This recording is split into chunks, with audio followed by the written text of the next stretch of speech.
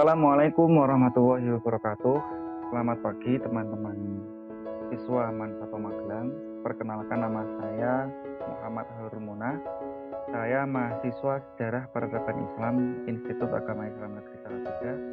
Pada waktu ini saya menempuh praktik pengalaman lapangan untuk mengajar di bidang pendidikan mata pelajaran sejarah kebudayaan Islam terkait dengan strategi dakwah Khulafaur Rasyidin.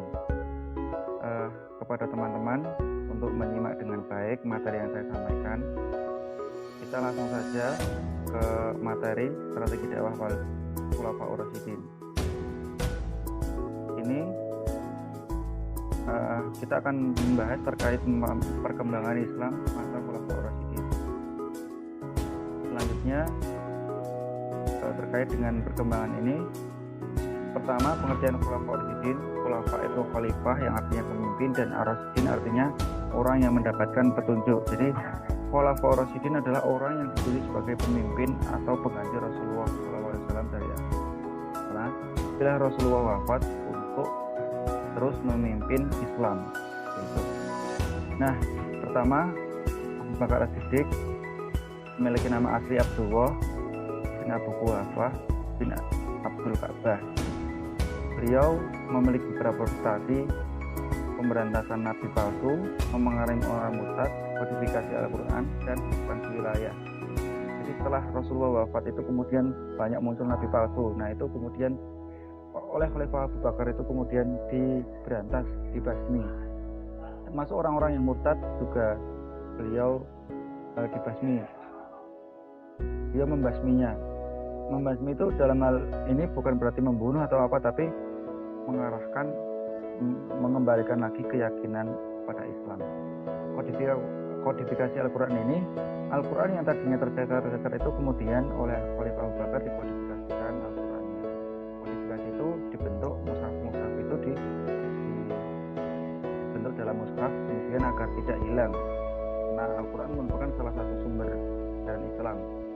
Nah, ekspansi wilayah ini bisa dilihat di peta mulai dari Mekah, kemudian oleh Abu Bakar itu memperluas wilayah Islam mulai dari Mesir, kemudian dari Yaman, dan juga di wilayah Iran. Selanjutnya terkait dengan strategi dakwah Khulafaur Rasyidin. Di sini ada khalifah yang kedua, Khalifah Umar bin Khattab, akhir tahun 567 Masehi. Prestasinya antara lain penataan administrasi negara, kemudian ekspansi wilayah, dan juga penetapan kalender Hijriah. Ini yang paling menonjol prestasinya Khalifah Umar bin Khattab itu di penetapan kalender Hijriah, di mana 1 Hijriah. Nah, itu pada mulanya yang membentuk adalah Khalifah Umar bin Khattab.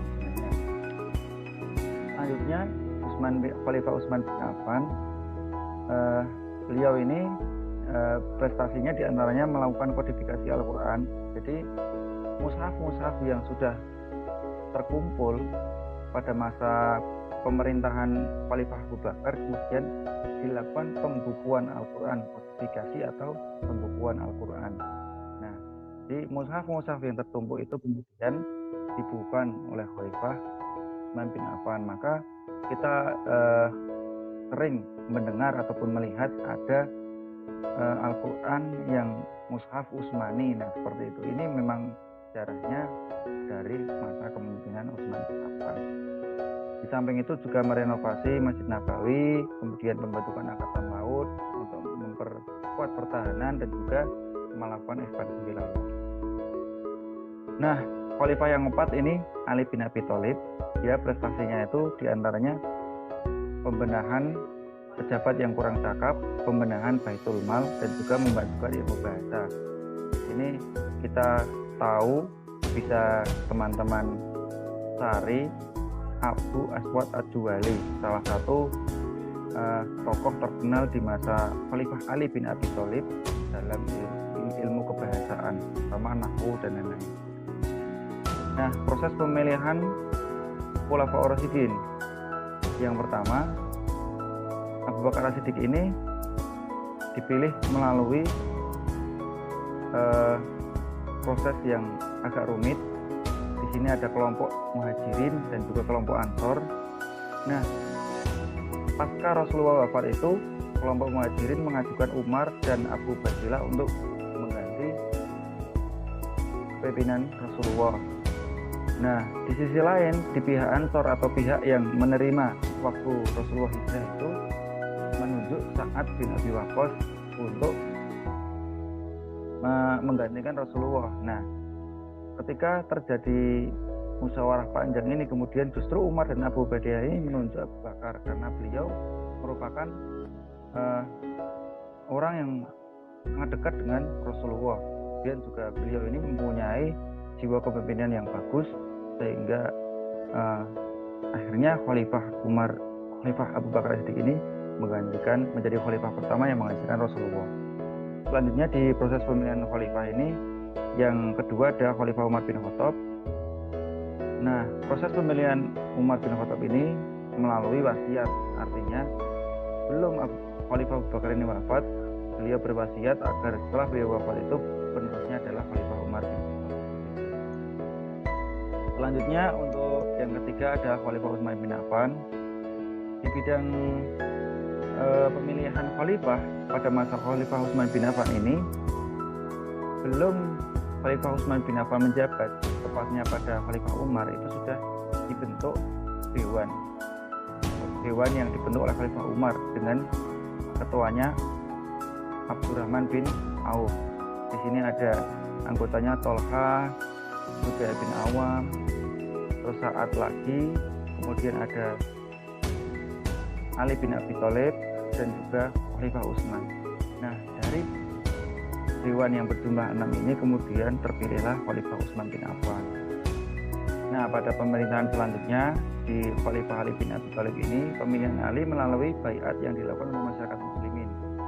Jadi masyarakat muslim ini setelah Khalifah Utsman wafat kemudian membaiat Ali bin Abi Thalib jadi khalifah keempat menggantikan Khalifah Utsman bin Affan. Strategi dakwah ini, kalau Abu Bakar As-Siddiq, beliau fokusnya ada di dalam negara dulu. Artinya pertama, beliau setelah Rasulullah wafat itu memberantas nabi-nabi palsu, membenarkan orang-orang yang murtad, memberikan keyakinan, kemudian kodifikasi Al-Quran, dan juga mulai melakukan ekspansi wilayah untuk memperluas wilayah kekuasaan Islam. Selanjutnya, strateginya Khalifah Umar bin Khattab ini lebih kepada ekspansinya. Khalifah Umar ini meneruskan ekspansi yang dilakukan oleh Khalifah Abu Bakar As-Siddiq dan juga melakukan penataan administrasi dan juga pembentukan kalender Hijriah. Artinya setelah program keempatnya Abu Bakar diteruskan oleh Umar, kemudian Umar membenahi administrasi agar wilayah yang luas itu tidak kemudian terombang-ambing ataupun tidak terurus, sehingga administrasi oleh Khalifah Umar bin Khattab itu dibenahi. Karena administrasi dibenahi, tentunya kita butuh waktu ataupun penetapan tanggal sehingga tahun Islam atau tahun 1 Hijriah ini terbentuk pada masa Khalifah Umar bin Khattab. Strategi yang ketiga, ini ada Khalifah Utsman bin Affan. Nah, kalau Khalifah Utsman bin Affan ini, beliau meneruskan program Khalifah Abu Bakar dan juga Khalifah Umar. Yang pertama, Utsman membukukan Al-Quran yang semula dikodifikasi oleh Khalifah Abu Bakar. Kemudian Utsman bin Affan juga meneruskan ekspansi yang dilakukan oleh Abu Bakar dan juga Khalifah Umar bin Khattab.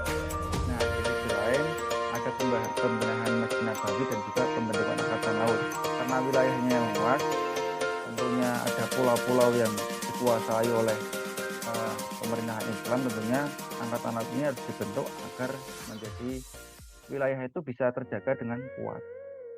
Untuk strategi dakwah yang selanjutnya, Ali bin Abi Thalib ini kembali lagi fokus di dalam, karena setelah Khalifah Utsman bin Affan ini terjadi kekacauan, punya wilayah luas, sudah punya angkatan laut, akan tetapi di sini dalam bidang pemerintahan kemudian terjadi kekacauan. Karena setelah Khalifah Utsman ini, tentunya pada masa Khalifah Utsman sampai akhir masa jabatan itu banyak pejabat-pejabat yang kurang cakap. Tentu itu karena mungkin wilayahnya yang luas, kemudian juga kesibukan dari pihak pemerintah pada waktu itu memang sangat banyak, sehingga banyak pejabat-pejabat yang ternyata kurang cakap, kemudian nepotisme dan lain-lain. Di bidang keuangan juga karena wilayah yang luas, butuh persenjataan dan lain, perang dan lain tentu. Nah, terjadi ketidakstabilan di bidang keuangan, maka Pak Ali ini fokus untuk mengganti pejabat yang kurang cakap, membenahi keuangan. Nah, kemudian setelah punya wilayah luas, punya Al-Quran, masjidnya sudah dibenahi, punya angkatan laut dan lain, kemudian Khalifah Umar ini fokus pada kemajuan bahasa. Nah, akhirnya kota Kufah ini menjadi pusat bahasa. Itulah strategi dakwah Khulafaur Rasyidin. Substansi dari dakwah Khulafaur Rasyidin ini, yang pertama ada beberapa step, ada 5 step paling tidak. Yang pertama, meluruskan paham keyakinan. Setelah pahamnya Islam, kemudian diberikan Al-Quran dengan cara kodifikasi dan pembukuan. Setelah punya keyakinan, punya Al-Quran, kemudian negara, administrasi, keuangan dibenahi. Setelah kuat di dalam melakukan ekspansi wilayah.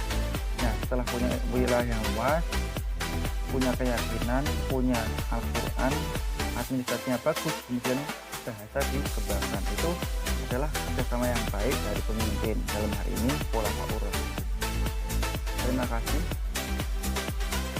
Demikian materi terkait dengan strategi dakwah Khulafaur Rasyidin. Demikian yang dapat saya sampaikan. Apabila ada kekurangan saya mohon maaf. Saya akhiri. Wassalamualaikum warahmatullahi wabarakatuh.